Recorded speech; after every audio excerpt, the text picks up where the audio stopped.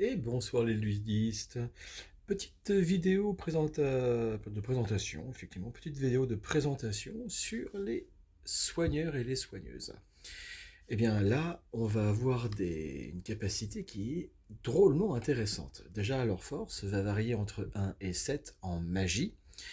Et de 2, eh bien, ils ont une capacité vraiment unique, c'est qu'ils permettent à vous, puis à un joueur de votre choix, eh bien, de récupérer une carte aventurier, ce qui peut effectivement diriger et reconditionner la partie. Est-ce que vous avez donné une carte à quelqu'un qui n'en a plus pour prolonger la partie, ou à quelqu'un qui en a déjà beaucoup afin de l'achever plus rapidement? Je m'explique. Je répète surtout, quand un joueur n'a plus de carte en main dans Cartonium, eh bien, la partie s'achève pour tout le monde. Donc les soigneurs et les soigneuses ont un rôle très important. On va voir tout de suite un petit combat. Donc là, je tire un troll. D'accord. Donc le troll, déjà, c'est de la force physique. Ça va pas m'aider. Et un glub. Une espèce de monstre qui ressemble à des adolescents. Quand ils sortent de leur chambre à 13h en demandant ce qu'on va manger à midi. Donc effectivement, le troll me sert à rien puisque je n'ai que de la magie dans ma main.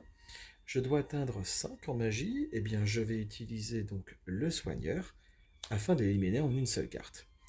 Là, pour ce faire, eh bien, je vais me prendre moi une carte que je vais rajouter dans ma main et je vais en donner une autre eh bien, à un joueur de mon choix.